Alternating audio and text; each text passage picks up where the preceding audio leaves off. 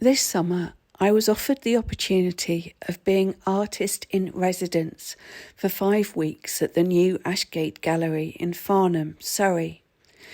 This meant turning their balcony gallery into a large open studio space where visitors were welcome to engage with what I was doing.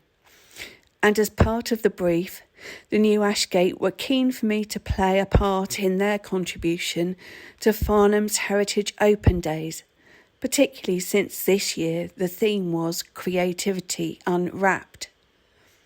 Thanks to Disability Arts in Surrey, Daisy, I received a bursary to put towards artist materials so that whilst I was in the studio, I could be developing my creative practice. In addition, I was partnered with Caroline Jackman, who has been an amazing mentor, helping me see ways to strengthen my practice in the longer term and become more established as a disabled artist.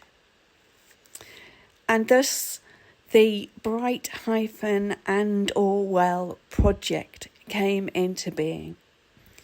Brightwell's Yard in Farnham is a new town centre mixed commercial and residential development by Crest Nicholson plc. At its heart is a Grade 2 listed Georgian house called Brightwell. I've spent the 5 weeks of my residency writing, enthusing, playing and experimenting around 4 main themes. 1. How a single space or place changes through time. 2. How the people of each era leave their vestigial marks on the landscape. 3.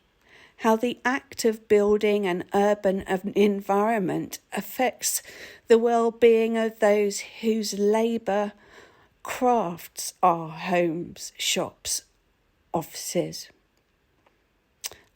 4. How the finished built environment affects the well-being of those who live in, work at, or visit to that place. This project has added personal grit since, as Education Director at the Redgrave Theatre, working with schools, community and youth theatre groups, my office was in Brightwell House when it formed part of the Redgrave Theatre.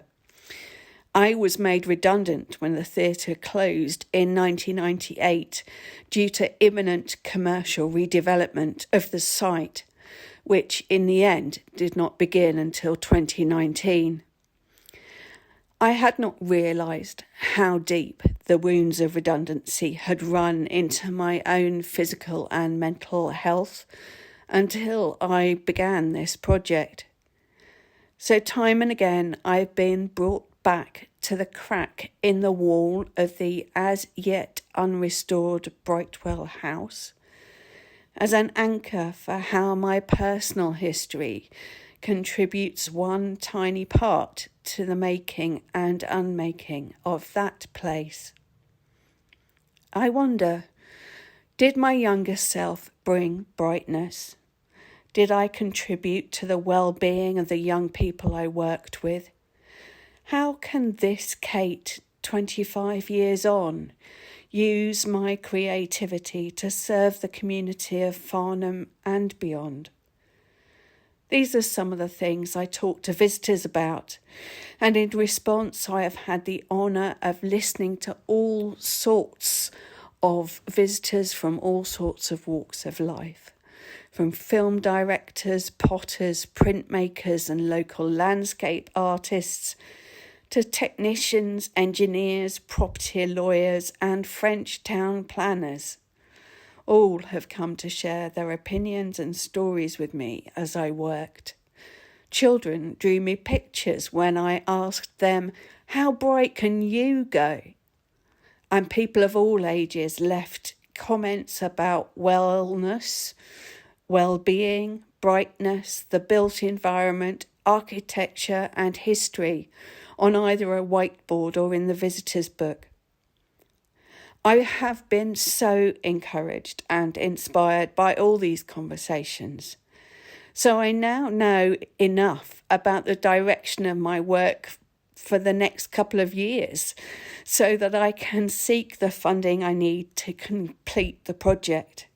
This will combine, layer and merge my 4 passions: photography, poetry, printmaking and painting into a long series of physical images and a long poem. I am utterly indebted to the kind support shown to me by the staff, volunteers and trustees of the new Ashgate. And I am hugely grateful to the wonderful team at Daisy for making this residency, bursary and mentoring package possible. As a result, my hope that I can build a sustainable artistic practice has been restored. And whilst the residency may have finished, the project has barely begun.